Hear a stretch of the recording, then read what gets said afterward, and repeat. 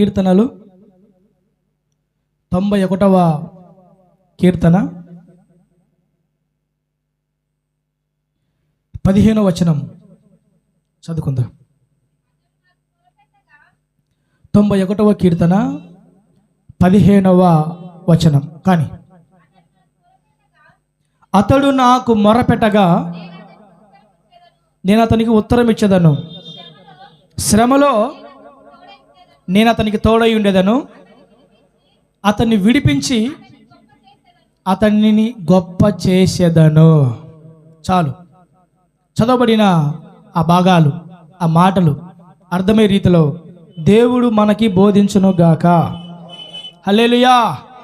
దేవుని బిడ్డలు ఏ రూట్లో, ఏ మార్గంలో వెళ్ళాలి అని అంటే ఖచ్చితంగా ఇరుకు మార్గంలో, శ్రమల మార్గంలో, శోధన మార్గంలో ప్రతి క్రైస్తవుడు వెళ్ళాలనేది, ప్రతి దేవుని బిడ్డ నడవాలనేది, ప్రతి ఆత్మీయుడు సాగిపోవాలనేది బైబిల్లో దేవుడు రాయించిన ఒక క్రమం. ఇజ్రాయేలు చరిత్రను మనం ఒకసారి అలా నెమరు వేసుకుంటే ఐగుప్తులోంచి కానాను దాకా మరి ఒక క్షేమకరమైన, ప్రశాంతమైన, ఏ కష్టము, ఏ రోగము, ఏ బాధ, ఏ సమస్య రాలేకుండా ఒక మంచి మార్గంలో ఇజ్రాయేల్ ప్రజలు కానాను యాత్రకు చేరారా అంటే మనం ధ్యానించాం. ఐగుప్తులోంచి ప్రారంభించిన మొదలుకొని కానాను చేరేదాకా ఎన్నో ఒడిదుడుకులు, ఎన్నో ఇరుకు ఇబ్బందులు, ఎన్నో ప్రతికూలతలు, ఎన్నో రోగాలు, ఎన్నో వ్యాధులు, ఎన్నో సమస్యలు, ఎన్నో ఆటంకాలు, ఎంతోమంది శత్రువులు, ఎంతోమంది విరోధులు, అడుగడుగున నాశనం చేయాలనుకున్న వారు ఎంతోమంది ఇలా దేవుని ప్రజలైన ఇజ్రాయేళ్ళకి అడ్డు తగలడం, వారిని వెంబడించడం, వారికి శోధనగా, ముళ్ళుగా, వారికి శోధకులుగా మార్చబడ్డం, వాటన్నిటిలో పగలు మేఘస్తంభమై, రాత్రి అగ్నిస్తంభమై దేవుడే వారి ముందుండి, దేవుడే వారితో ఉండి నా సన్నిధి నీకు తోడుగా వచ్చును అని వాగ్దానం చేసిన ఆ దేవుడు ఆయన సన్నిధి వారితో ఉంచి విడువక, ఎడబాయక, పొర్రపాటును కూడా విడిచిపెట్టక వారితో ఉంటూ వారి ముందు నడిచి కానాను చేరేదాకా ఆ ప్రజలని ఆటంకాల మధ్యలో, శ్రమల మధ్యలో, కష్టాల మధ్యలో, రోగాల మధ్యలో, శత్రువుల మధ్యలో, విరోధుల మధ్యలో, భయంకరమైన వ్యతిరేకతల మధ్యలో దేవుడు తన ప్రజలని కానానుకు చేర్చడం జరిగింది. ఈ బైబిల్లో ఉన్న ఇజ్రాయెల్ హిస్టరీ మనకి ఒకే ఒకటి బోధిస్తుంది. ఏంటి అని అంటే, వాళ్ళు శరీర సంబంధమైన ఇజ్రాయెల్ అయితే ఈరోజు యేసుక్రీస్తు ప్రభు నామమున బాప్తిసము తీసుకొని మారు మనసు పొంది క్రైస్తవ్యాన్ని స్వీకరించిన ప్రతి క్రైస్తవుడు, ప్రతి దేవుని బిడ్డ ఒక ఆత్మ సంబంధమైన ఇజ్రాయేలుగా, ఆత్మ సంబంధమైన ఇజ్రాయేల్ని పోలిన వారిగా ఉంటారు. కాబట్టి ఆ ఇజ్రాయేలు ఏ విధంగా ఐగుప్తుని విడిచిపెట్టి కానానుకి శ్రమల శోధన మార్గంలో ప్రయాణం చేశారో, అలాగే యేసుక్రీస్తు ప్రభుని విశ్వసించి నమ్మి ఎరిగిన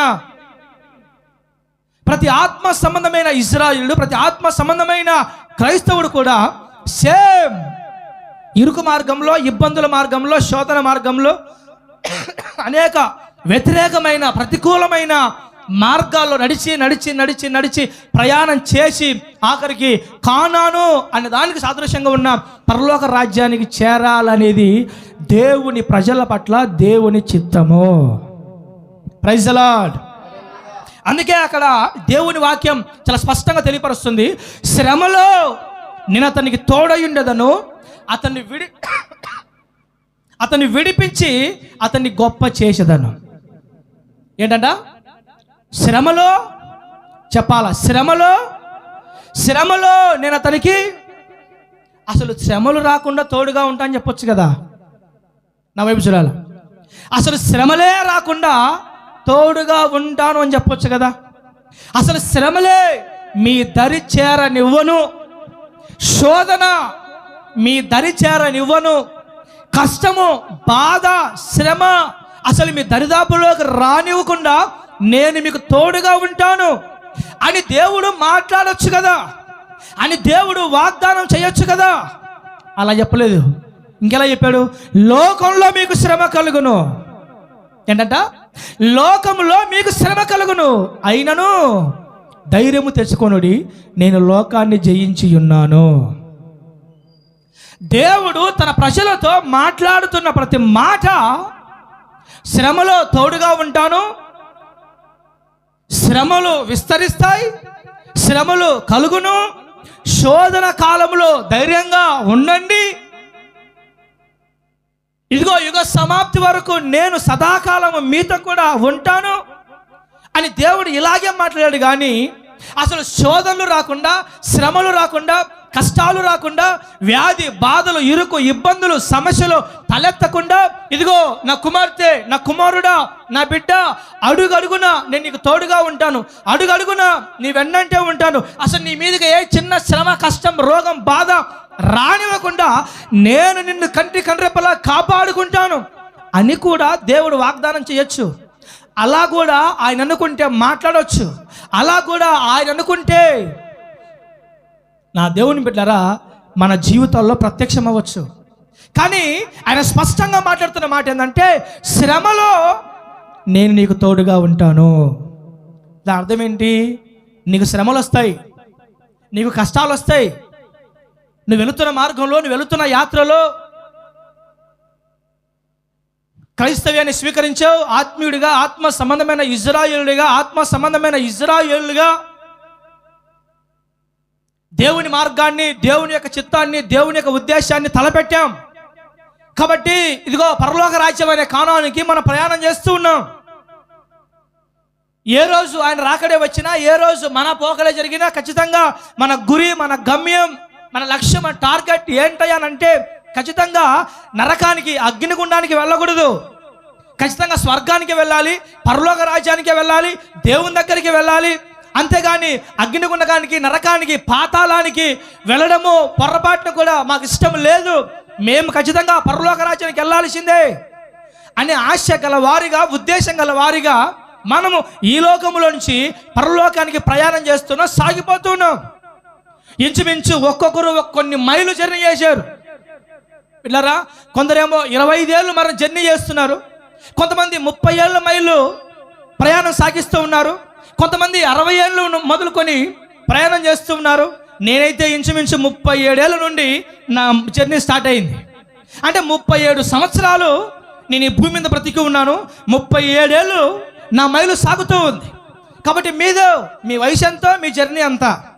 కాబట్టి ఇంకెంత, ఇంకా 40 ఏళ్ళలో, ఇంకా 50 ఏళ్ళలో, 60 ఏళ్ళలో, 70 ఏళ్ళలో, 80 ఏళ్ళలో, దేవుడు అధిక బలం ఇస్తే 90 ఏళ్ళలో, దేవుడు ఇంకా బలం ఇస్తే 100 సంవత్సరాలు, కొన్ని సంవత్సరాలు ప్రయాణం చేస్తాం. ఈ భూమి మీద మన యాత్రను కొనసాగింపజేస్తాం. అయితే మన యాత్ర ముగించబడిన తరువాత ఖచ్చితంగా దేవుని రాజ్యంలో మనం ఉండాలి. అదే మన ఆశ, అదే మన తపన, అదే మన ఉద్దేశం.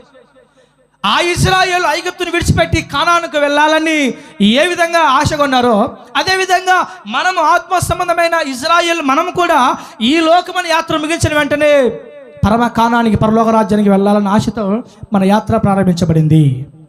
అయితే నా దేవుని బిడ్డలారా, ఈ ప్రయాణం చేస్తున్న యాత్రలో, కొనసాగుతున్న యాత్రలో వాక్యం సెలవిస్తుంది, శ్రమలు, శోధనలు, కష్టాలు, బాధలు, శత్రువులు, విరోధులు, వ్యతిరేకతలు, ప్రతికూలతలు, సమస్యలు ఖచ్చితంగా తలెత్తుతాయి. నువ్వు వెళుతున్న మార్గంలో, నువ్వు చేస్తున్న ప్రయాణంలో, సాగిపోతున్న నీ యొక్క మజిలీలో ఖచ్చితంగా నీకంటూ ఏదో ఒక రోజున, ఏదో ఒక దినాన, ఏదో ఒక టైంన, ఏదో ఒక సమయాన, ఏదో ఒక శోధన, కష్టం, రోగం, బాధ నీ జీవితంలో ఎదురవ్వచ్చు. అయితే దేవుని వాక్యం సెలవిస్తుంది, దేవుడు మాట్లాడుతున్నాడు, నీకు శ్రమ ఎదురైతే ఆ శ్రమలో నేను తోడుగా ఉంటాను, నీకు శోధన ఎదురైతే ఆ శోధనలో నేను తోడుగా ఉంటాను, నీకు రోగం వస్తే నీ రోగంలో నేను తోడుగా ఉంటాను, నీకు కష్టం వస్తే నీ కష్టంలో నీకు తోడుగా ఉంటాను, నీ జీవితంలో సమస్య తలెత్తితే, సమస్యలు ఎదుర్కొంటే ఆ సమస్యలో నేను నీకు తోడుగా ఉంటాను. నీకేదైనా నింద, అవమానం, బాధ వస్తే వాటిలో కూడా నేను తోడుగా ఉంటాను. ఉండి ఏం చేస్తాను? విడిపిస్తాను.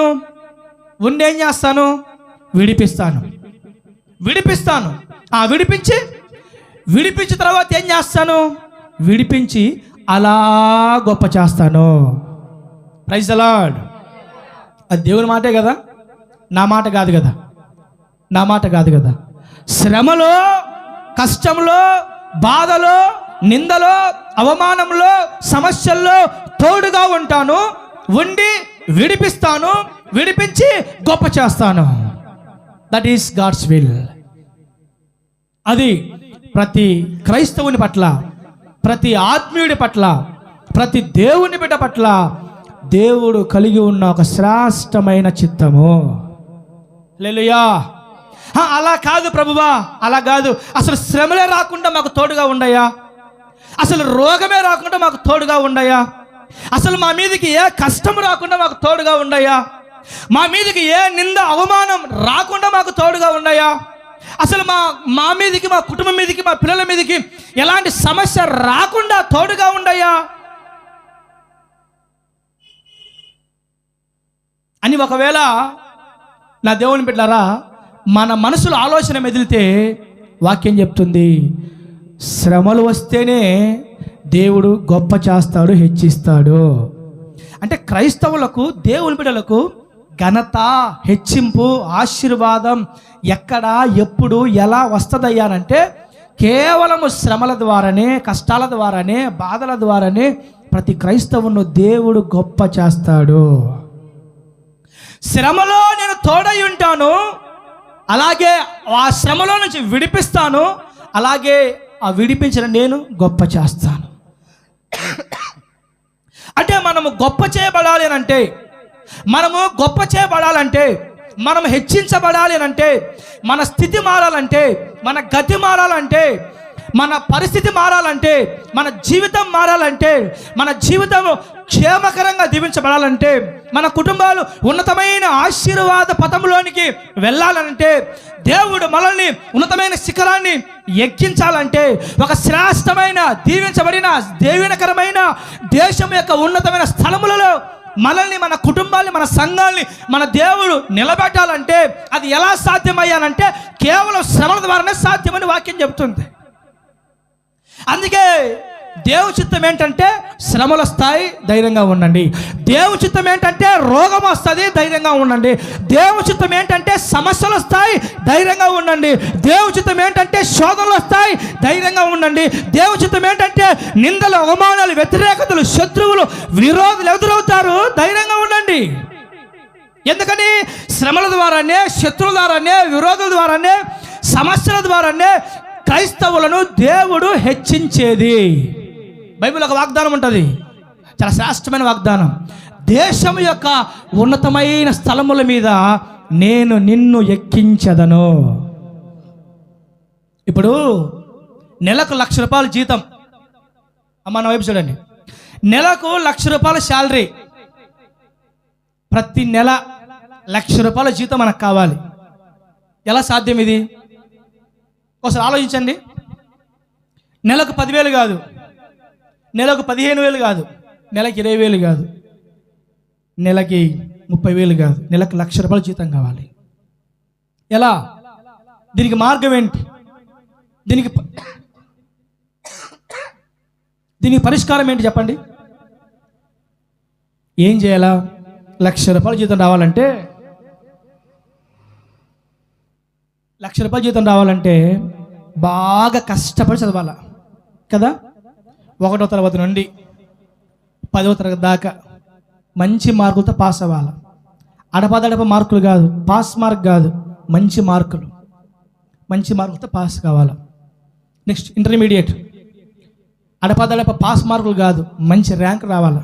ఆ తర్వాత పై చదువులు, ఏదో వచ్చాయంటే వచ్చే మార్కులు కాదు, మంచి మార్కులు రావాలి. అలాగే ఇంటర్వ్యూలో మంచి ర్యాంక్ రావాలి. ఇలా మంచి మార్కులు, మంచి ర్యాంకు రావాలంటే ఏం చేయాలా? 3 పూట్ల తిని దున్నపోతలు నిద్రపోతే వస్తాయా మార్కులు? చెప్పండి, వస్తాయా? మంచి మార్కులు రావాలా, మంచి ర్యాంక్ కొట్టాలా అన్న ఆశ మనకుంటే 3 పూట్ల తిని నిద్రపోతే వస్తాయా? మరి ఎట్టొస్తాయి? అయితే ఎట్టొస్తాయి? నెలకు ₹1,00,000 జీతం కలిగిన జాబ్ కొట్టాలంటే దానికి తగిన మూల్యం, దానికి తగిన వెల ఎంత చెల్లించాలో, ఎన్ని రాత్రులు మేలుకోవాలో కదా, ఎన్ని రాత్రులు మేలుకోవాలో, ఎంత కష్టపడాలో, ఎన్ని నిద్రాహారాలు మానాలో.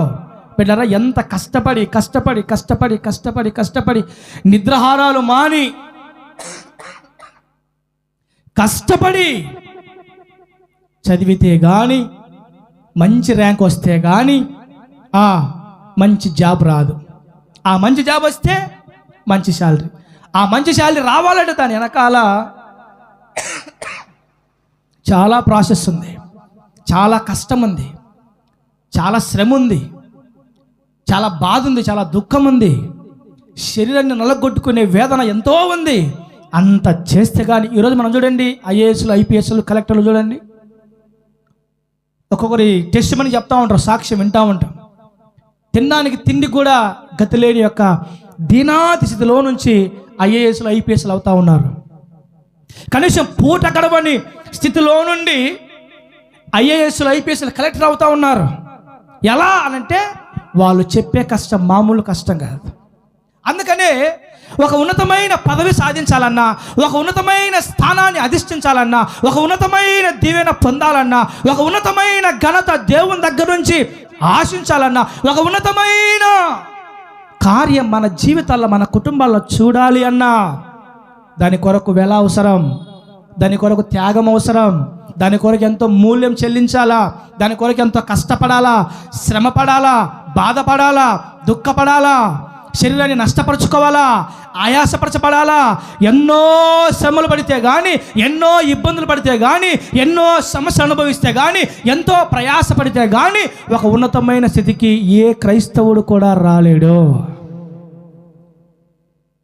అలాగే మన ఆత్మీయ జీవితాల్లో కూడా దేవుడు మనల్ని ఒక శ్రేష్టమైన దీవెనకరమైన పాత్రలుగా నిలబెట్టాలంటే, ఈ పరిచర్య, మన మినిస్ట్రీని ఒక ఉన్నతమైన శిఖరం మీద దేవుడు నిలబెట్టాలంటే, మన ఆత్మీయ జీవితంలో మన పిల్లల భవిష్యత్తు అయినా, మన కుటుంబాలైనా, మన స్థితిగతులైనా మార్చబడి ఒక మంచి స్థాయిలో ఉండాలంటే దానికి తగ్గ కష్టాలు, శ్రమలు, బాధలు ప్రతి క్రైస్తవుడు అనుభవించాల్సిందే. హల్లెలూయా. కాబట్టి మీరు ప్రార్థన చేయండి. ఏం ప్రార్థన చేస్తారు? అసలు ఏ కష్టం, ఏ శ్రమ, ఏ బాధ మా అంచుకు రానికుండా కాపాడని ప్రభువా అని ప్రార్థన చేయబాకండి. అయ్యా, కష్టాల్లో, శ్రమల్లో, బాధల్లో, ఇరుకుల్లో తోడుగా ఉండి మమ్మల్ని విడిపించి గొప్ప చేయి ప్రభువా అని ప్రార్థన చేయాలి. మనం చాలామంది, అయ్యా మాకు ఏ కష్టాలు రాకూడదయ్యా, ఏ శ్రమలు రాకూడదయ్యా, ఏ బాధలు రాకూడదయ్యా, ఎలాంటి ఇబ్బందులు మాకు రాకూడదయ్యా, ఎలాంటి రోగాలు మాకు రాకూడదయ్యా, అయ్యా మా చుట్టూ కంచె వేసి కాపాడయ్యా. కష్టాలు, రోగాలు, ఇరుకులు, ఇబ్బందులు రాకపోతే అవి రాలేవనుకో, అవి లేవనుకో, దానికి తగిన ఆశీర్వాదం కూడా రాలేదు. ఈ లోక సంబంధంగా ఒక మంచి స్థాయి అనుభవించాలంటే ఆ దేవుని బిడ్డ ఎంత ప్రాసెస్ ఉందో, అట్లాగే ఆత్మ సంబంధంగా కూడా దేవుడు మనల్ని ఉన్నతమైన శిఖరాలుగా, ఉన్నతమైన స్థాయిలో మన కుటుంబాన్ని, మన పిల్లల్ని, మనల్ని, మన సంఘాల్ని మన దేవుడు నిలబెట్టాలంటే దాని కొరకు ఎన్నో శ్రమల, ఇరుకుల, ఇబ్బందుల, ప్రతికూలత, వ్యతిరేకుల మార్గంలో ప్రతి క్రైస్తవుడు మనము నడవాల్సిందే. హల్లెలూయా. చేతులెత్తి చెప్పుదాం హల్లెలూయా, ప్రైజ్ ది లార్డ్. కాబట్టి శ్రమలో అతనికి తోడై ఉంటాను, విడిపిస్తాను, గొప్ప చేస్తాను. దావీదు అంటాడు ఒక మాట, ఏమంటాడంటే, యెహోవా నేను నీ కట్టడలు నేర్చుకున్నట్లు, మరేమక నేను నీ కట్టడలు నేర్చుకొనున్నట్లు శ్రమనొంది ఇండుట నాకు మేలాయను. నీ కట్టడాలను నేను నేర్చుకొనున్నట్లు శ్రమనొందియుండుట మేలాయను. అది దావీదు పాట, మన పాట కాదు. దావీదు పాట మనం జిరాక్స్ కాపీ కొట్టామంతే. ఆ పాట దావీదు పాడితే అది మనం జిరాక్స్ చేసుకున్న కాపీ పేస్ట్ లాగా. దావీదు అంటాడు, నీ కట్టడాలు, నీ నియమాలు, నిబంధనలు నేను నేర్చుకున్నట్లు నా జీవితంలో శ్రమలే మేలుగా మార్చబడ్డాయి. హల్లెలూయా. నా దేవుని బిడ్డలారా, శ్రమలు మేలుగా మార్చబడ్డాయి అంటున్నాడండి. శ్రమలు మేలుగా మార్చబడ్డాయని అంటున్నాడు. అంటే దైవ వాక్యం చాలా స్పష్టంగా తెలియపరుస్తుంది, నీ జీవితంలో నువ్వు పడే ప్రతి శ్రమ నీ మేలు కొరకే. నీ జీవితంలో నువ్వు పడే ప్రతి కష్టము నీ మేలు కొరకే. నీ జీవితంలో నువ్వు పడుతున్న ప్రతి వేదన నీ మేలు కొరకే. నీ జీవితంలో నువ్వు అనుభవిస్తున్న ప్రతి సమస్య నీ మేలు కొరకే. నీ జీవితంలో నువ్వు నువ్వు నువ్వు నువ్వు ఎదుర్కొంటున్న ప్రతి బాధ అది నీ మేలు కొరకే అన్న సంగతి మనము మర్చిపోకూడదు.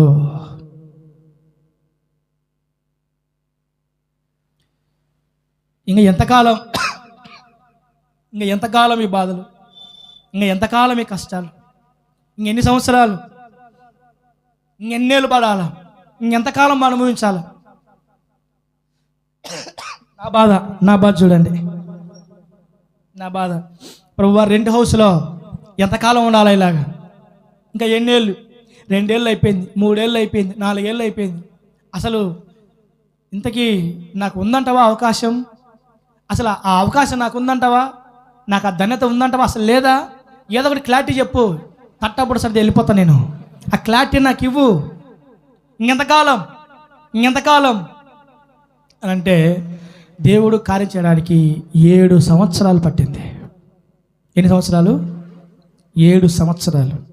మీరు గమనించండి, దేవుడు అడిగిన వెంటనే ఇచ్చి నింటే ఏదో ఒక 6 అంకణాలు 7 అంకణాలు ఏదో ఒక మూల. నేను అడిగేవాడిని, దీంట్లో ఒక మూల ఈ ప్రభువా చాలు, సొంతది. ఎన్నోసార్లు అనుకున్నా, దీంట్లో ఇదిగో ఇచ్చిన ఈ మూల సొంతది. లేకపోతే బేదంచెల చర్చికి వెళ్ళినప్పుడల్లా అక్కడ చెప్తా ఉంటాను, ఈ మందిరంలో ఒక మూల నెల్లూరులో సొంతది ఇస్తే చాలు నాకు అని నేను ఆశపడుతూ ఉన్నాను. ఎందుకంటే పడే బాధ అలాంటిది, గుండెల్లో ఉన్న వేదన అలాంటిది అనమాట.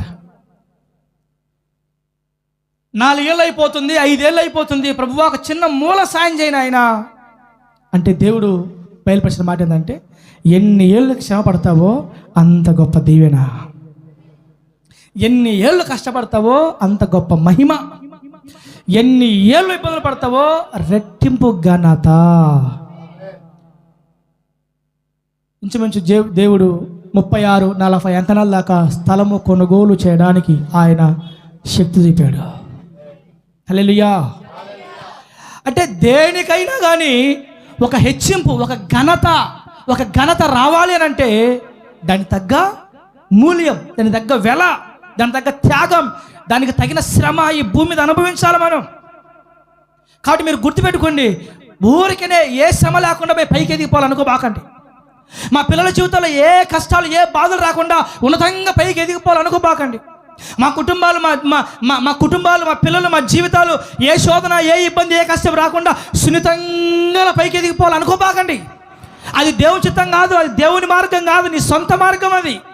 అది సొంత మార్గము, సొంత ఉద్దేశం, సొంత తలంపు. అది కానీ దేవుని మార్గము, దేవుని ఉద్దేశము, దేవుని తలంపు ఎలా ఉంటుంది అని అంటే, ఐగుప్తు నుంచి కానానుకు ఇజ్రాయేల్ మజిలీ ఎలా సాగిందో ఆ సాగిన మజిలీలో ఎలాంటి ఒడిదుడుకులు, ఆటుపోట్లు, ఆటంకాలు ఎదుర్కొన్నారో, ఏ విధంగా తట్టుకొని జయించి అలా కానానికి వెళ్ళిపోయారో, ద సేమ్ టైం ఇజ్రాయేలమైన మనము కూడా, ఆత్మ సంబంధమైన ఇజ్రాయేల్ మనము కూడా మన గురిని చేరాలి. ఆ చేరే వరకు ఎలా సాగాలి అంటే ఆటుపోట్ల మధ్య, ఆటంకాల మధ్య, ఒడిదుడుకుల మధ్య, కష్టాల మధ్య, బాధల మధ్య. అందుకే ప్రభువు సన్నిధిలో మనం ప్రార్థన చేయాలి. ఏమని చేయాలి? ప్రభువా, శ్రమలో నాకు తోడయ్యుండయ్యా. ఈ శ్రమ వచ్చింది, శ్రమలో తోడుగా ఉండు. ఈ రోగం వచ్చింది, రోగంలో తోడుగా ఉండు. ఈ కష్టం వచ్చింది, కష్టంలో తోడుగా ఉండు. అయ్యో, ఈ సమస్య నా ఇంటికి వచ్చి పడింది, ఈ సమస్యలో నాకు తోడుగా ఉండు. బైబిల్ రాయబడింది, ఆయన వారి యావత్ బాధలో బాధనొందెను. అద్భుతమైన మాట యేసుక్రీస్తు ప్రభు గురించి రాయబడింది. బిడ్డలారా, మన యావత్ బాధలో అంట క్రైస్తవుడు బాధపడేటప్పుడు, దేవుని బిడ్డలు బాధపడేటప్పుడు ఆ బాధలో ఆయన కూడా వారితో పాటు బాధపడతాడు. నీ బాధలో ఆయన కూడా షేర్ చేసుకుంటాడంట. నీ బాధని ఆయన కూడా పంచుకుంటాడంట. నీ బాధలో ఆయన నీతో ఉంటాడంట. నీ కష్టంలో ఆయన నీతో కూడా ఉంటాడంట. నీ కష్టాన్ని ఆయన కష్టంగా భావిస్తాడు. నీ బాధని ఆయన బాధగా భావిస్తాడు. నీ దుఃఖాన్ని ఆయన దుఃఖంగా భావిస్తాడంట. అందుకే వారి యావత్ బాధలో ఆయన బాధ నొందెను. యెషయా గ్రంథం 53 ఉంటుంది ఈ మాట. యేసుక్రీస్తు ప్రభు గురించి యెషయా అనే ప్రవక్త ప్రవచిస్తున్నాడు ఇక్కడ. వారి యావత్ బాధలో, అంటే క్రైస్తవుడు, దేవుని బిడ్డలు, ఆయనను నమ్ముకున్న బిడ్డలు పడుతున్న ప్రతి బాధలో ఆయన తోడుగా ఉంటాడు. ఆయన నమ్ముకున్న బిడ్డలు పడుతున్న ప్రతి సమస్యలో ఆయన తోడుగా ఉంటాడు. తోడుగా ఉన్నాడు ఏమంటాడు? తోడుగా ఉండి విడిపిస్తాడు. విడిపించేం చేస్తాడు అంటే గొప్ప చెయ్యాలి, హెచ్చించాలి అంటే ఒకటే మార్గం, అదే శ్రమల మార్గం. హల్లెలూయా. కాబట్టి సూటిగా ఒక్కటే మాట చెప్తాను నీకు, సూటి మాట ఏంటంటే, ఒక శ్రమ, ఓ కష్టం, ఓ బాధ, ఓ రోగం, ఓ సమస్య నీ ఇంటిలో, నీ వంటిలో వచ్చింది అని అంటే, ఓహో ఇది నన్ను ఘనపరుచుటకే, ఇది నన్ను హెచ్చించుటకే. ఒక అవమానం వచ్చింది, ఒక నింద వచ్చింది, ఒక అవమానం, ఒక నింద వచ్చింది, తట్టాలి మైండ్లో ఏమని? ఇది నా ఘనత కొరకే. ఒక రోగం వచ్చింది, ఏమనుకోవాలి నీవు? ఓహో ఇది నా ఘనత కొరకే. ఒక శ్రమ, ఒక సమస్య వచ్చి పడింది, ఏమనుకోవాలా? ఇది నా ఘనత కొరకే. ఏదైనా ఒక బాధ వచ్చి పడింది, దీన్ని బట్టి, దీన్ని వాడుకొని దేవుడు నన్ను అలా ఘనపరుస్తాడు అని నీకు అర్థమగునుగాక. హల్లెలూయా. మన ఇజ్రాయెల్ బ్రదర్ ఎప్పుడు అంటూ ఉంటాడు, అరమెదుడు దానా, హాఫ్ మైండ్ దానా అని. వాక్యం చెప్పేటప్పుడు ఎప్పుడు ఈ మాటలు ఉపయోగిస్తూ ఉంటాడు ఆ బ్రదర్, అరమెదుడు హాఫ్ మైండ్ అని. ఎందుకు అరమెదుడు హాఫ్ మైండ్ అంటే అర్థం కాదు కొంతమందికి అర్థం కాదు. కొంతమందికి దేవుని మాట ఎంత చెప్పినా అర్థం కాదు. కొంతమందికి ఏ విధంగా వాక్యాన్ని, ఏ విధంగా ఎంత మంచిగా వాక్యాన్ని బోధించినా గ్రహింపు రాదు, మైండ్లో తట్టదు. అందుకే వాళ్ళు హాఫ్ మైండ్ వాళ్ళు, అరమెదుడు వాళ్ళు. ఈ హాఫ్ మైండ్ వాళ్ళు అనుకుంటూ ఉంటారు, ఈ అరమెదులు అనుకుంటూ ఉంటారు ఏమని? శ్రమలు రావడం దేవుని చిత్తం కాదు, నీకు కష్టం రావడం దేవుని చిత్తం కాదు. ఆయన ఏం చెప్పాడు? ఆయన ప్రయాసపడి భారం మోసుకొచ్చిన వారలారా రండి నా దగ్గరికి, ఏమిస్తాను? విశ్రాంతి ఇస్తా అని చెప్పాడు కదా. మరి శ్రమలు దేవుని చిత్తం కాదు కదా, కష్టాలు దేవుని చిత్తం కాదు కదా, రోగాలు దేవుని చిత్తం కాదు కదా, బాధలు దేవుని చిత్తం కాదు కదా. కాబట్టి ఇదిగో నీవు ఈ శ్రమ, ఈ కష్టం అనుభవిస్తున్నావంటే బిడ్డ అది దేవుని చిత్తం కాదు అని అంటా ఉంటారు హాఫ్ మైండ్ వాళ్ళు. నీకు విశ్రాంతి ఇస్తాను అని చెప్పిన ఆ దేవుడే మీకు శ్రమ కలగద్ది, ధైర్యంగా ఉండండి అన్నాడు. మీకు విశ్రాంతి సమకూరుస్తా అని చెప్పిన ఆ దేవుడే శ్రమలో నీకు తోడై ఉంటానంటున్నాడు. కాబట్టి మన జీవితంలో మనం ఎదుర్కొంటున్న ప్రతి బాధ, మన జీవితంలో మనం ఫేస్ చేస్తున్న ప్రతి సమస్య, అది దేవుని చిత్తానుసారంగా అనుమతించబడిందని మనం నమ్ముదుముగాక. హల్లెలూయా. ఇంకా స్ట్రాంగ్గా చెప్పాలంటే, నిన్ను దోమ కుట్టాలంటే కూడా దానికి దేవుని పర్మిషన్ కావాలి, తెలుసా?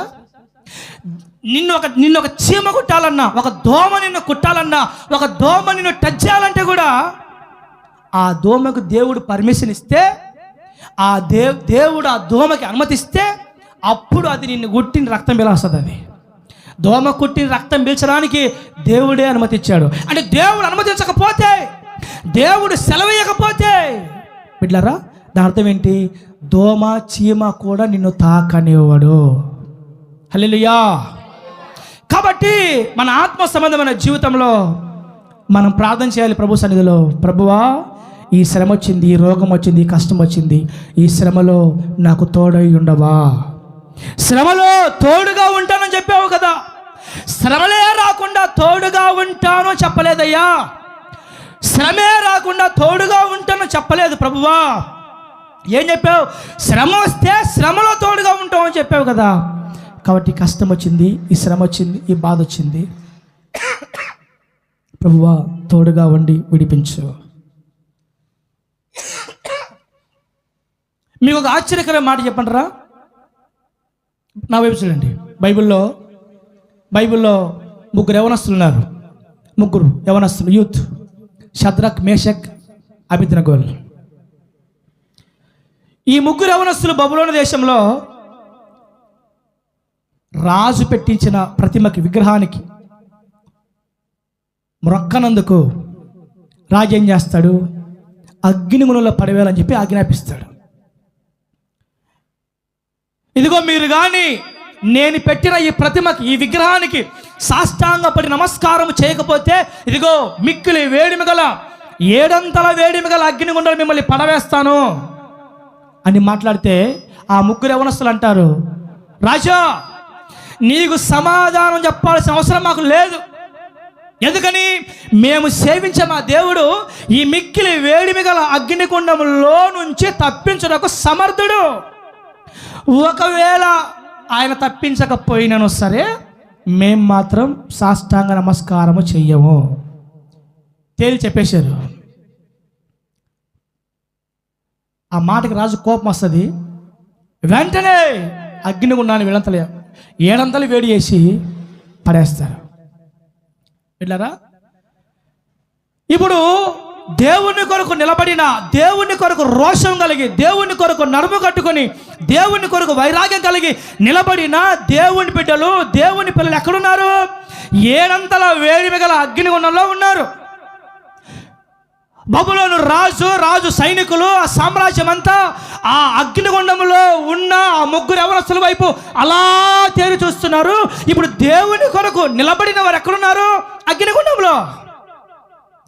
దేవుని కొరకు నిలబడలేని వారు, దేవుణ్ణి నమ్మని వారు, దేవుణ్ణి విశ్వసించని వారు ప్రశాంతమైన ప్లేస్లో ఉంటే, దేవుని నమ్మిన వారు, దేవుని బిడ్డలు, దేవుని కొరకు రోషం కడుకు నిలబడిన వారు అగ్నిగుండంలో ఉన్నారు.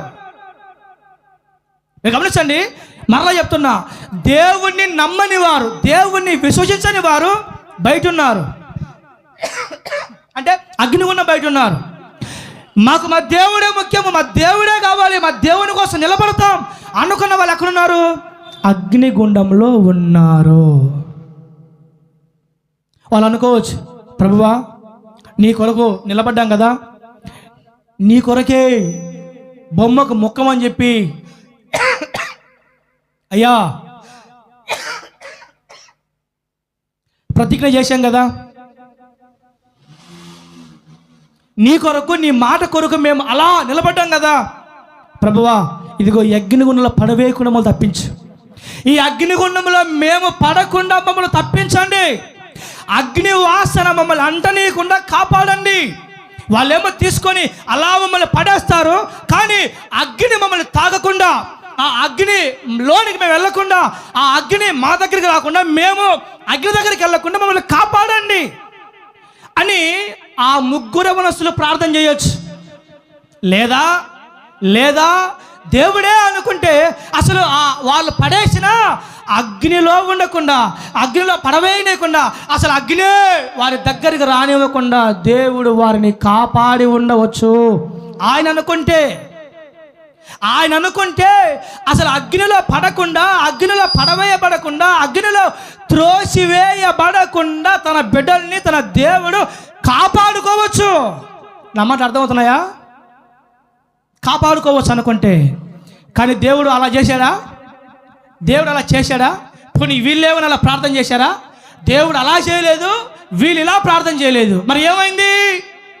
దేవుని కొరకు నిలబడిన వారు అగ్నిగుండంలో వేయబడ్డారు.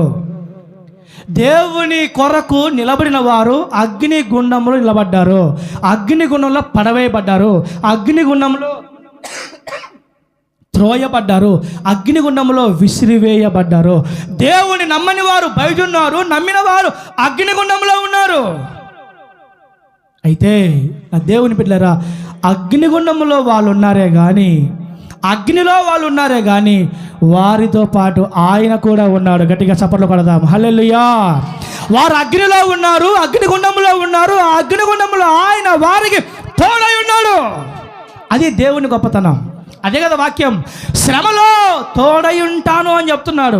అసలు శ్రమే రాకుండా తోడుగా ఉంటాను, అగ్నిలో వేయబడకుండా తోడుగా ఉంటానని చెప్పలేదు.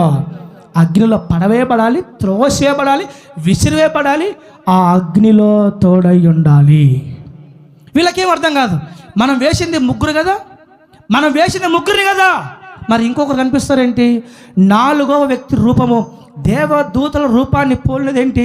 అసలు మనం వేసిన ముగ్గురినే, అక్కడ కనిపిస్తున్న నలుగురేంటి అంటే ఆ 4వ వాడు ఎవరో కాదు, మనము ఆరాధిస్తున్న శద్రక్ మేషక్ అబేద్నెగోలు రోషం కలిగి నిలబడి ఉన్న దేవాతి దేవుడు.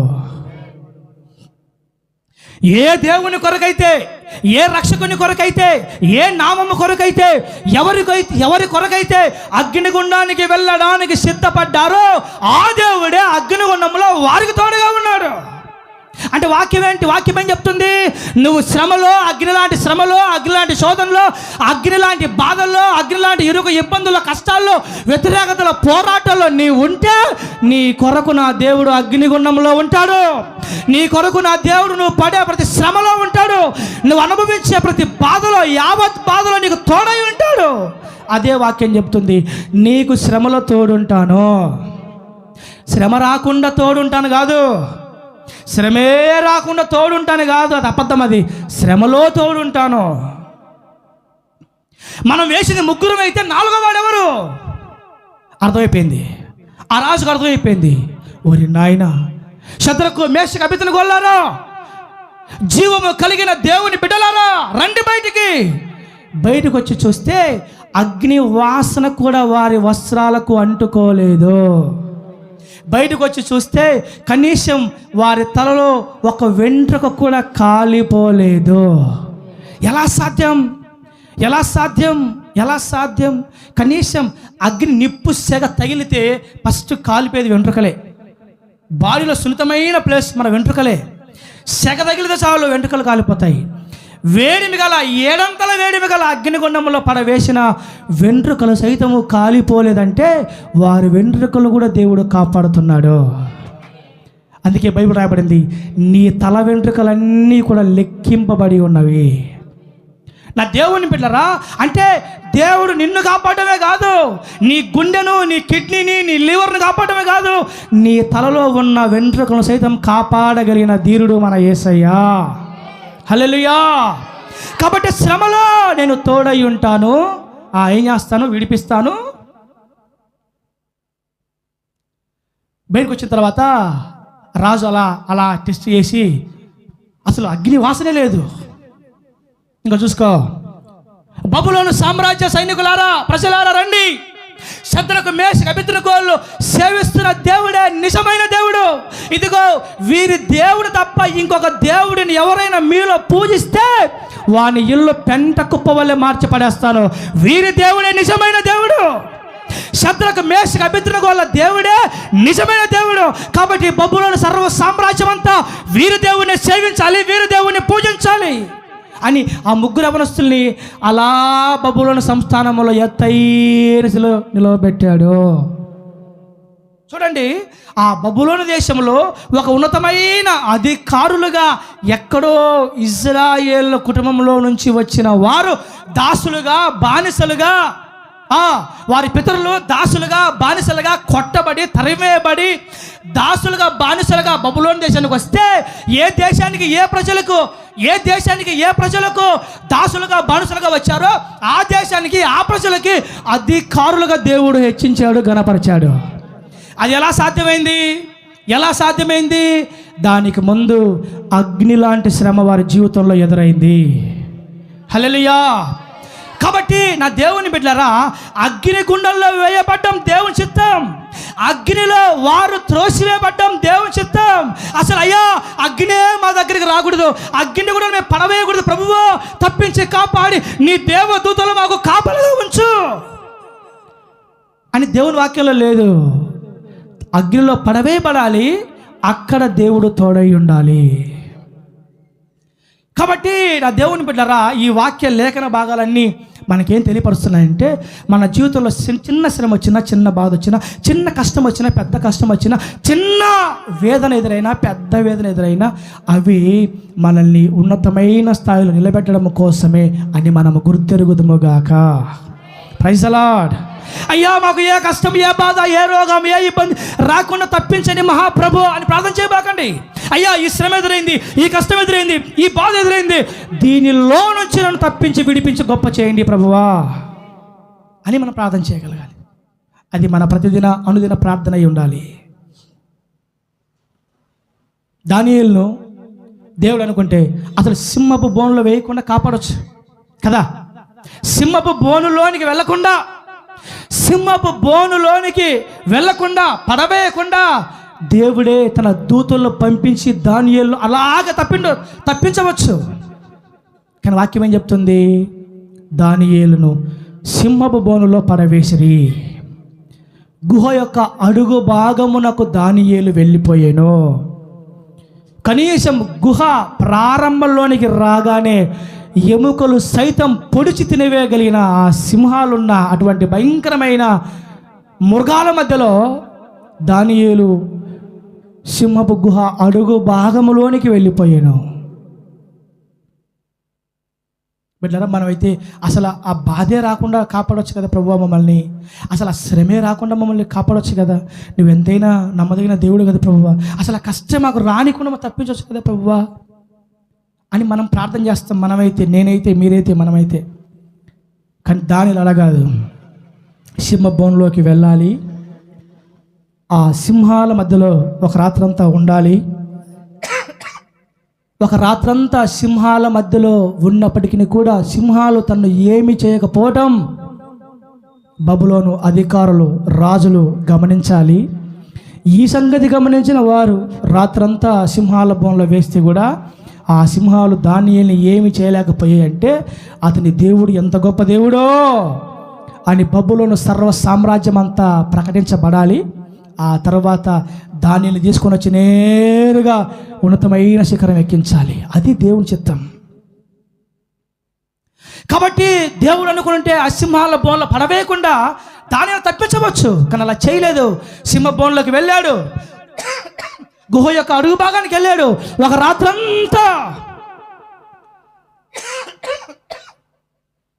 రాత్రంతా సింహాల మధ్యలో ఉన్నాడు.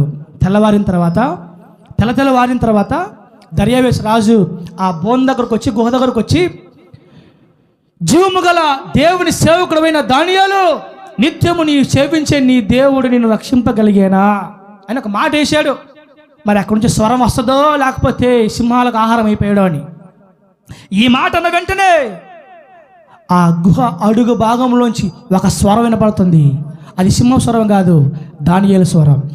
రాజు చిరకాలము జీవించునుగాక, నేను నా దేవుని దృష్టికి నిర్దోషిని కాబట్టి ఆయన తన దూతలు పంపించి సింహముల నోళ్ళు మూయించెను. కాబట్టి ఈ సింహాలు నన్నేం చేయలేకపోయాయి అని దానియేలు మాట్లాడితే అప్పటికప్పుడు ఆ గుహలోంచి దానియేలు బయట రప్పించి, నా దేవుని బిడ్డలారా, అక్కడి నుంచి దానియేలుని బబులోను దేశంలో అలా ఉన్నతమైన అధికారిగా, ఉన్నతమైన స్థానంలో దేవుడు దానియేలు నిలబెట్టడం జరిగింది. అంటే ఇవన్నీ దేవుని మాటలు, పిట్టకథలు కాదు. ఇవి పిట్టకథలు కాదు, జోకులు కాదు, కల్పనా కథలు కాదు, ఎవరో కల్పించి రాసిన మాటలు కాదు. ఇవన్నీ కవులు రాసిన మాటలు కాదు, దేవుడు మాట్లాడే మాటలు. ఈ లేఖన భాగాలన్నీ మనకి ఏం బయలుపరుస్తున్నాయంటే అగ్నిగుండం లాంటి శ్రమలు మనకు వస్తే వాటిలో దేవుడు తోడుగా ఉండి అవి ఎందుకు వస్తాయంటే హెచ్చించడానికి. భయంకరమైన కఠినమైన శ్రమలు, శోధనలు మన జీవితంలో ఎందుకు అనుమతించబడుతున్నాయంటే వాటిలో నుంచి దేవుడు మనకు తోడయిండి విడిపించి తప్పించి వాటిలో నుంచి మళ్ళీ దేవుడు అలా కనపరచడానికి. ప్రతి శ్రమ ఘనతకి, ప్రతి కష్టం ఘనతకి, ప్రతి ఏడుపు ఘనతకి, ప్రతి దుఃఖం ఆశీర్వాదానికి, ప్రతి శ్రమ ఉన్నతమైన దీవెన కొరకే. హల్లెలూయా. కాబట్టి నా దేవుని బిడ్డలారా, మన ఆత్మీయ జీవితాల్లో, మన బ్రతుకు బాటలో ఒకవేళ అగ్నిలాంటి శ్రమలే రావచ్చు. సింహాలు మనకు ఎదురుకాకపోయినా కొంతమంది నోళ్ళు సింహపు నోళ్ళు లాంటివే. కొంతమంది మనుషులు సింహం లాంటి మనుషులే, కఠినమైన మనుషుల మధ్యలో మనం నడిచిపోతుండొచ్చు. కొంతమంది మనుషులే సింహపు లాంటి వాళ్ళు, కొంతమంది మనుషులు మృగాల లాంటి వాళ్ళు. బిడ్డరా, మనుషుల ద్వారా ఎన్నో శ్రమలు, మనుషుల ద్వారా ఎన్నో కష్టాలు, ఎన్నో ఇరుకు ఇబ్బందులు, సాతాను ద్వారా శోధనలు, సాతాను ద్వారా ఇరుకు ఇబ్బందులు, మనుషులు మృగాలు లాంటి మనుషుల ద్వారా ఎన్నో శ్రమలు, కష్టాలు, వ్యతిరేకతలు, అవమానాలు, నిందలు, బాధలు, వీటన్నిటి మధ్య దేవుడు ఎందుకు నడిపించాలి? అసలు మనల్ని ఎందుకు నడిపించాలి? వీటి మధ్యలో ఎందుకు నిలబెట్టాలి అసలు మనల్ని దేవుడు? తెలిసినా? అసూయ పరుల ముందు హెచ్చించే దేవుడు మన దేవుడు. ఇంకా చెప్పాలంటే శత్రువుల ఎదుట హెచ్చించే దేవుడు మన దేవుడు.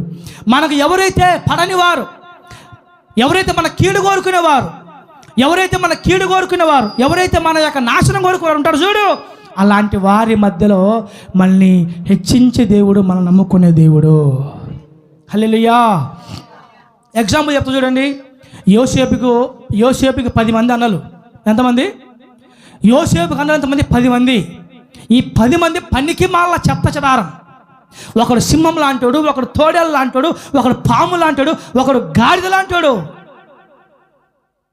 ఇలా ఉన్నారు. పాము లాంటాడు ఒకడు, సింహం లాంటాడు ఒకడు, గాడిద లాంటాడు ఒకడు, కోపిస్తులు ఒకడు. ఇలాంటి పనికి మాల అసూయ పరుల ముందు దేవుడు యోసేపును ఎన్నుకొని నిలబెట్టి అలా హెచ్చించెను. ఒక సున్నితమైన మార్గం గుండా దేవుడు మనల్ని ఆస్వాదించాడు బిడ్డలారా. మరి ఎలా? ఒక కఠినమైన మార్గం మధ్య గుండా మనకు తోడుగా ఉండి అందులో నుంచి మళ్ళీ దేవుడు పైకి లేవనెత్తుతాడు. Praise the lord. మన మందిరం కూలిపోయినప్పుడు ఒక పాస్టర్ గారు అన్నాడంట, ఇంకా వాడు ఉండడు, తట్టాపుట్ట సర్ది వాడి ఊరికి వెళ్ళిపోతాడు. నాకు కల వచ్చింది, ఇంకా వాడు ఉండడు, వాడు పరిగెత్తుకుంటూ భయముతో వణుకుతూ ఇదిగో వారి ఊరికి వాడు పారిపోతాడు, వాడు నాకు కల వచ్చింది అన్నా అంట ఒక పనికి మాల పాస్టర్ గారు. అంటే చూడండి, మందిరం కూలిపోతే బాధపడాలనా సంతోషపడాలనా? దేవుని బిడ్డలమైతే మన మందిరము కూలిపోయిన ఆ ప్లేస్లో ఇప్పుడు మందిరం కట్టబడుతుంది కదా, మందిరం కట్టబడుతుంది. ఇప్పుడు మనకు బాధనా సంతోషమా అంటే ఖచ్చితంగా సంతోషించాలి. ఎందుకని? ఆ ప్లేస్లో మనం కట్టలేకపోయినా, ఆ ప్లేస్లో ప్రభు మనకు అనుమతించకపోయినా ఇంకొకరికి దేవుడు అవకాశం ఇచ్చాడు, ఇంకొక మందిరం కట్టబడుతుంది, ఇబ్బంది లేదు. ఆయన నాకు ఫోన్ చేశాడు, పాస్టర్ గారు అదే అయ్యా ఇది సమస్య అని. నేను చెప్పాను, పాస్టర్ గారు మీ మందిరం, మీ స్థలం, మీ మందిరం ప్రశాంతంగా కట్టుకోండి. నా హృదయపూర్వకంగా చెప్పాను మందిరం కట్టుకోండి అని. సంతోషం. కూలిపోయిన మందిరం స్థలములో ఇక మందిరం కట్టబడుతుంది, సంతోషమే. అది పాస్టర్ మనసు. వాడు మందిరం కూలిపోయింది, ఇంకా వాడు ఉండడు, ఇంక వాడు పారిపోతాడు. దురాత్మ కదా అది సైతాన్ కదా, అది సైతాన్ బుద్ధే కదా నిజం చెప్పాలంటే. అది ఇంకా వాడు ఉండడు, నాకు కలొచ్చబడి వెళ్ళి పారిపోయింది. 40 అంగనాలు చేసాం వైఎస్ నగర్లో. చప్పలు కొట్టండి గట్టిగా. మీరు కూడా నాలాగే ఉన్నారు అరమెదుడితో, నిజమా కాదా అని. నిజమే. నేను కూడా ఉదయం వరకు అట్టే ఉన్నా, సుధాకర్ అన్న నిజమా కాదా అని. అది నిజమే. సంతోషం చెబుదాం. దేవుడు మనల్ని ఈ సంవత్సరం స్థిరపరచబోతున్నాడు. దిట్టమైన చోట మేకు కొట్టినట్టు స్థిరపరచబోతున్నాడు ఆయన. ఇంగాడికి బారిపోయింది పాస్టర్ ఇంగాడికి పారిపోతాం. అది లేకపోయినా కూడా పారిపోం. జీవితాంతం ఈడే ఉన్న ఆరాధిస్తాం. అవసరమైతే ఆ చెట్టు కింద కూర్చొని ఆరాధిస్తాం, కానీ పారిపోతామా? వెనుదిరుగుతామా? బిడ్డరా, వెనుదిరుగుతామా? నెవర్. పొరపాటు జరిగే పని కాదు అంటున్నారు. ఇక వాడు మందిరం కోల్పోయింది, ఇక వాడు ఉండడు, ఇంకా వాడు పారిపోతాడు. వాడు ప్రాణభయం తట పారిపోతాడంట వాడు. అలాంటి వారి మధ్య మన పరిచర్ను హెచ్చించే దేవుడు మన దేవుడు. అలాంటి అసూయ పరుల ముందు, బాగుపడితే చూడలేని అసూయ పరుల ముందు హెచ్చించే దేవుడు మన దేవుడు. మన కీడు కోరుకునే వారి ముందు మనం హెచ్చించే దేవుడు మన దేవుడు. మన నాశనాన్ని కోరుకునే వారి ముందు హెచ్చించే దేవుడు మన దేవుడు. గుంటలో పడేశారు అన్నలు. ఎక్కడ పడేశారు? కొట్టి గుంటలో పడేశారు. ఒకడేమో సంపాదన ప్లాన్ చేస్తాడు, ఒకడేమో వస్త్రాలు లాగేశాడు, ఒకడేమో మొహం మీద పిడుగుతులు గుద్దేశాడు, ఒకడేమో అమ్మేస్తామని చెప్తాడు. 10 మంది అన్నలు, దుర్మార్గ పన్నలు, అసూయ పరులు. ఒకడేమో కొడతాడు, ఒకడేమో వస్త్రాలు దించేస్తాడు, ఒకడేమో గుంటలో పడేస్తాడు, ఒకడేమో చంపేస్తామని ప్లాన్ చేస్తాడు, ఇంకోడేమో వద్దులే వేరే వాళ్ళకి అమ్మేస్తామని ప్లాన్ చేస్తాడు.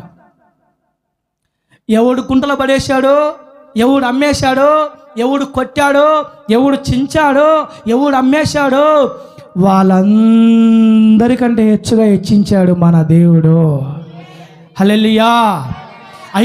ఐగుప్తు దేశంలో కరువు కాలంలో ప్రధానమంత్రిగా రాజ్యము అధికారం చేపట్టి కరువు కాలంలో ఇదిగో ఐగుప్తును కానాను పరిపాలించే దాన్నాన్ని సమృద్ధిగా ఇవ్వగలిగిన అధికారిగా యోసేపు చలామణి అవుతున్నప్పుడు కానానులో కరువు వస్తుంది.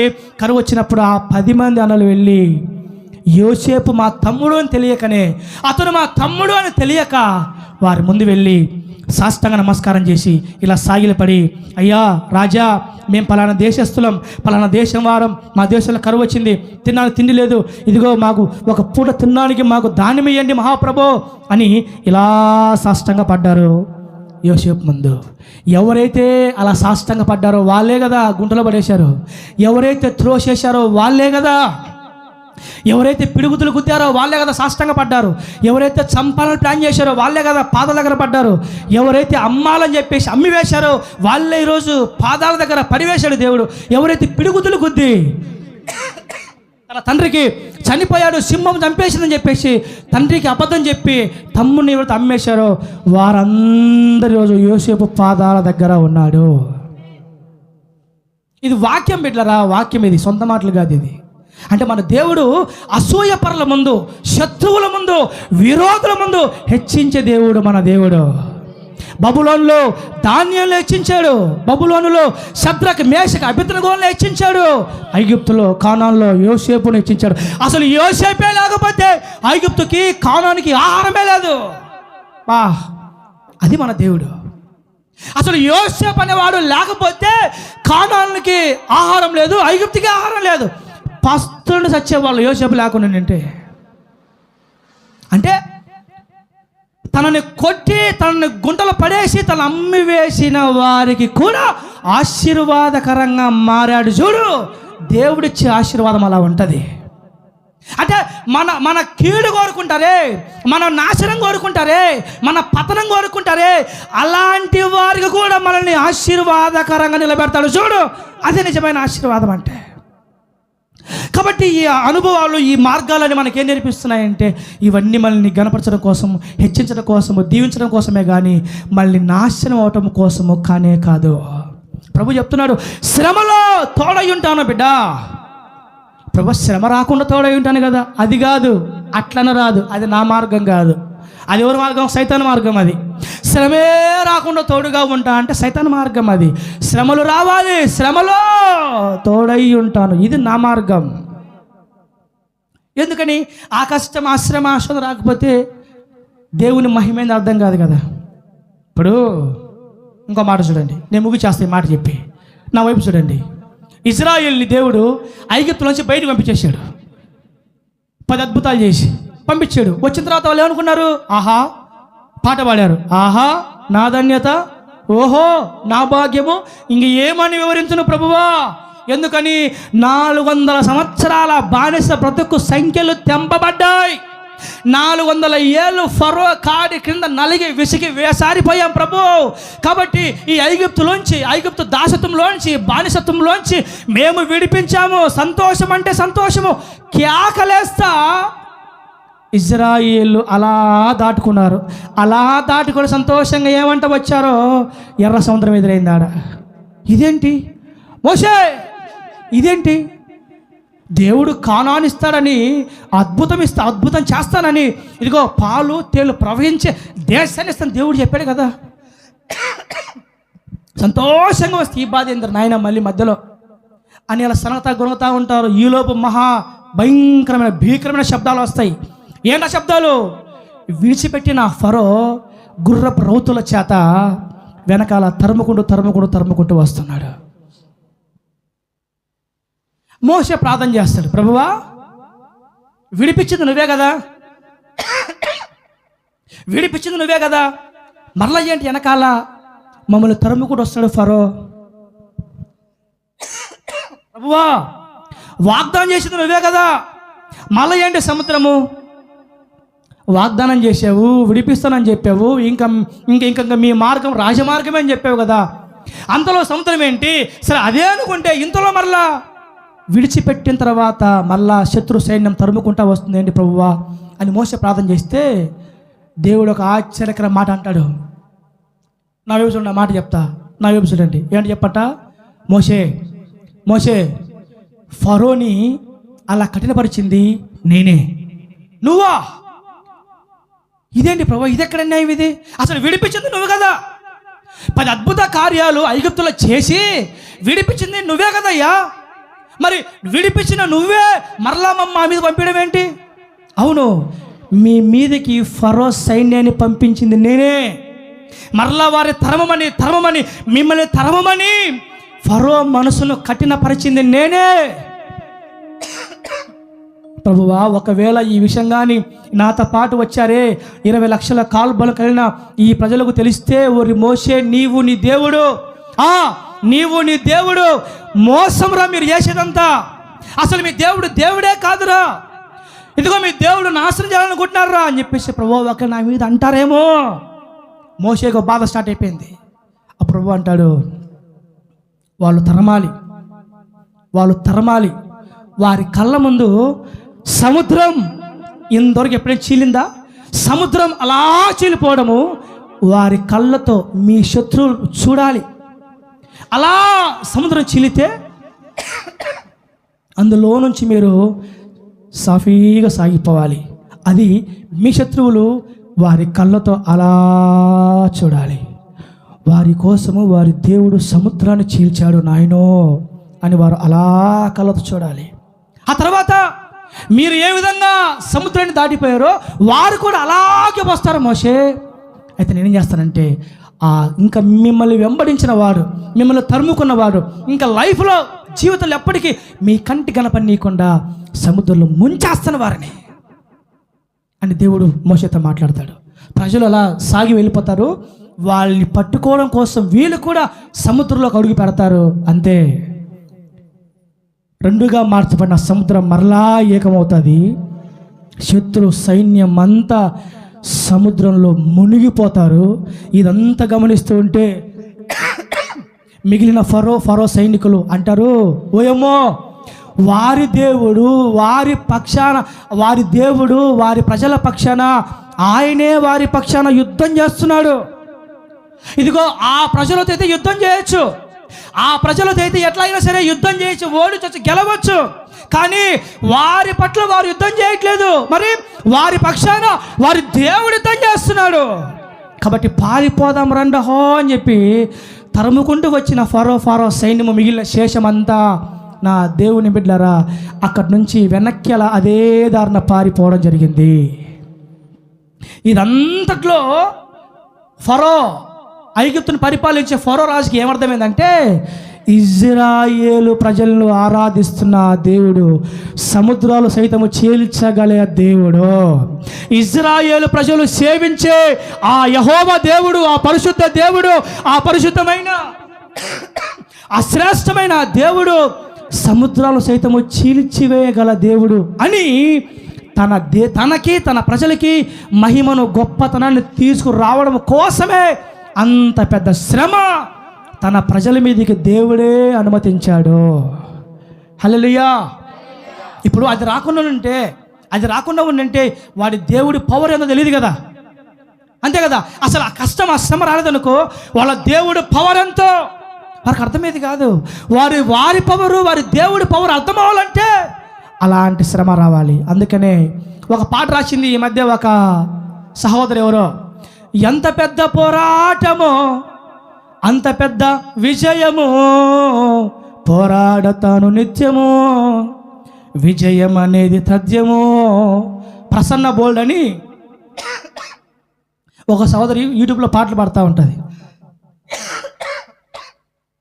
ఆయన పాడింది ఏంటట, ఎంత పెద్ద పోరాటము అంత పెద్ద విజయము, ఎంత పెద్ద పోరాటము అంత పెద్ద విజయము. ఏంటంట, ఎంత పెద్ద పోరాటమో అంత పెద్ద, చెప్పాలా, ఎంత పెద్ద పోరాటమో అంత పెద్ద, ఎంత పెద్ద బాధ అంత పెద్ద, ఎంత పెద్ద అవమానమో అంత పెద్ద, ఎంత పెద్ద కష్టమో అంత పెద్ద విజయము, పోరాటము, విజయము. పోరాడుతాను నిత్యము, విజయం అనేది తథ్యము. అసలు పోరాటమే రాకూడదయ్యా, అసలు పోరాటమే రాకూడదయ్యా, అసలు కష్టమే రాకూడదయ్యా. అది దేవుని చిత్తం కాదయ్యా, సైతాన్ చిత్తం అయ్యా అది. మరి ఏం చేయాలయ్యా? రావాలయ్యా, వస్తే అందులో దేవుడు ఉండాలయ్యా, ఆయన గెలిపించాలయ్యా, అది దేవునికి మహిమయ్యా. హల్లెలూయా చెప్పండి అయ్యా, హల్లెలూయా గట్టిగా చెప్పండి, హల్లెలూయా, ప్రైజ్ ది లార్డ్. కాబట్టి వాక్యం చెప్తుంది, శ్రమలో అతనికి తోడై ఉంటాను, విడిపించి గొప్ప చేస్తాను. నా దేవుని బిడ్డలారా, ఎంత పెద్ద శ్రమ వస్తే అంత పెద్ద విజయం, ఎంత పెద్ద కష్టం వస్తే అంత పెద్ద ఆశీర్వాదం, ఎంత పెద్ద అవమానం వస్తే అంత పెద్ద ఘనత, ఎంత పెద్ద శోధన వస్తే అంత పెద్ద ఆశీర్వాదం, ఎంత పెద్ద సమస్యలు వస్తే అంత పెద్ద.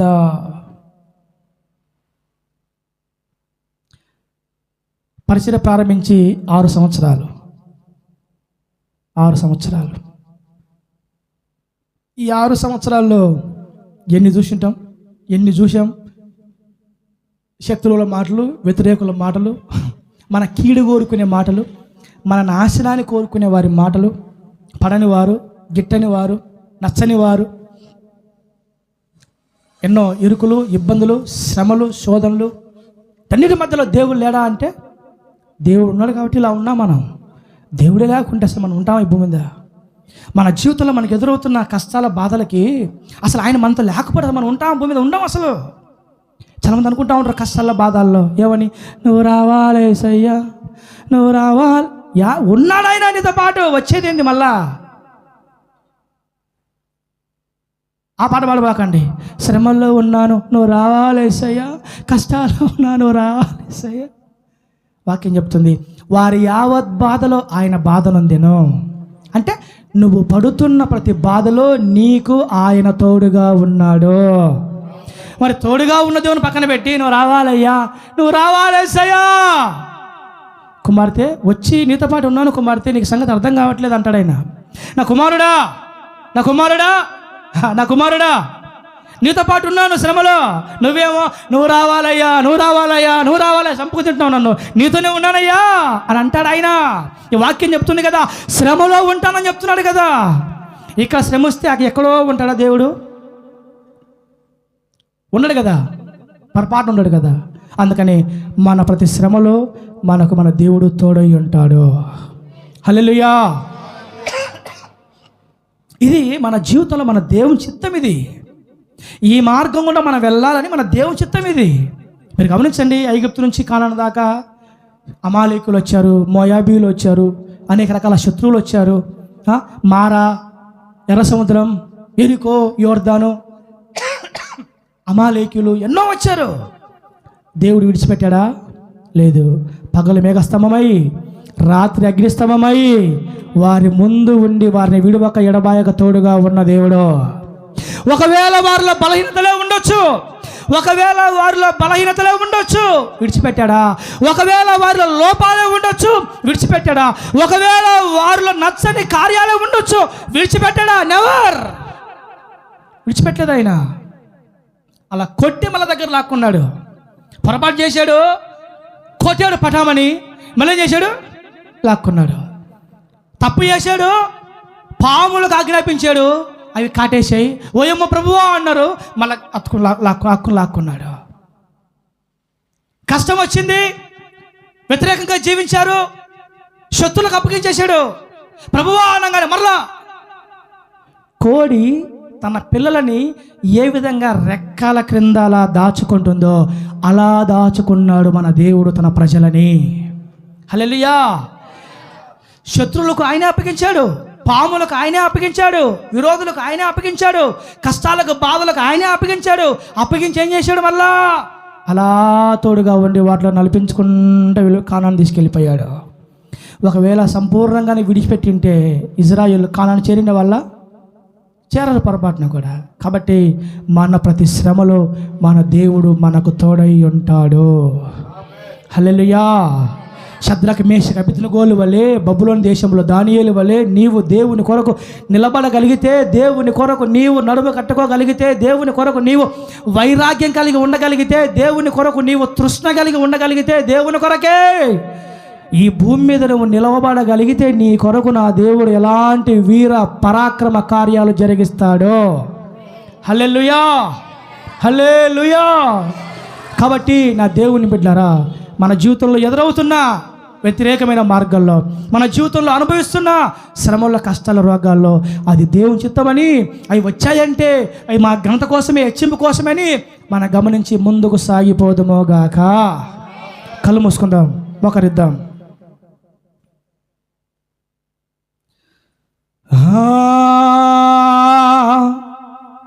నీ కట్టడలను నేను నేర్చుకున్నట్లు శ్రమ నొంది ఉండుట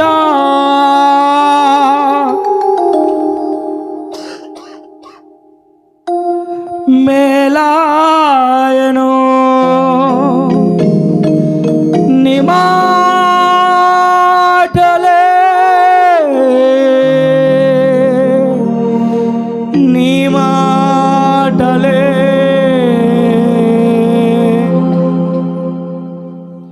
నా దుఃఖములో ఓదార్చెను. నీ మాటలే నీ మాటలే నా దుఃఖములో ఓదార్చెను. కృప వెంబడి కృపను పొందుచు కృపలోనే సాగెదను. మోకరించి ప్రార్థన చేద్దాం, మోకరించి ప్రార్థన చేద్దాం.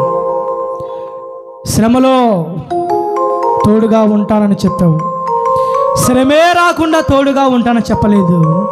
శ్రమలో తోడుగా ఉంటానని చెప్పావు, అందులోంచి విడిపించి గొప్ప చేస్తానని చెప్పావు.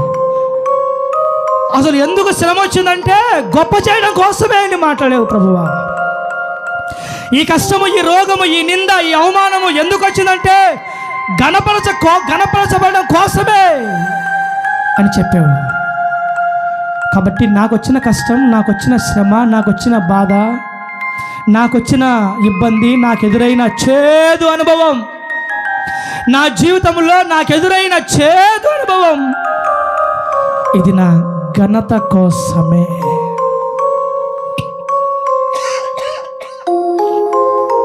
అగ్నిగుండమే లేకపోతే షద్రకు మేషకు అబేద్నెగోలకి ఘనత లేదు.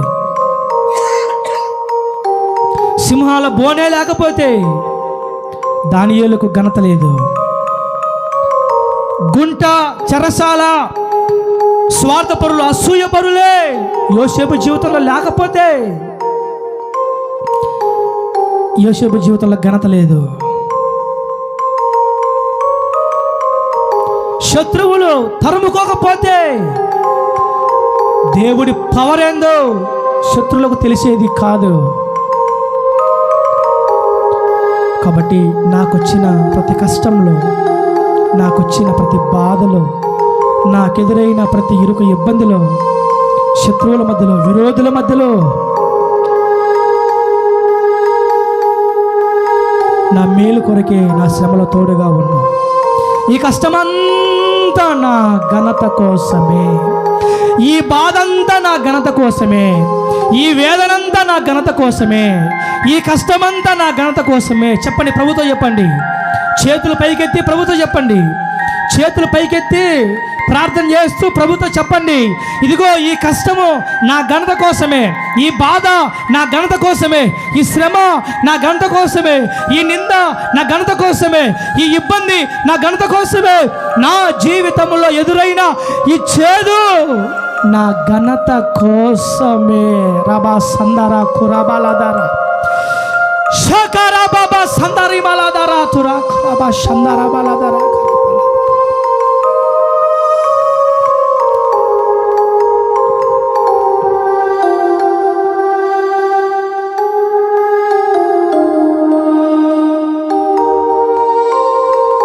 ఎందుకో ఈ శ్రమలు ఎందుకో, ఈ కష్టాలేంటి, ఈ బాధలు అనుకున్నాను, కానీ ఇవి నా ఘనత కోసమే నేను అతను మాట్లాడాను. శ్రమలో తోడుగా ఉంటాను, గొప్ప చేస్తానని వాగ్దానం చేసినది. ప్రార్థన చేయండి.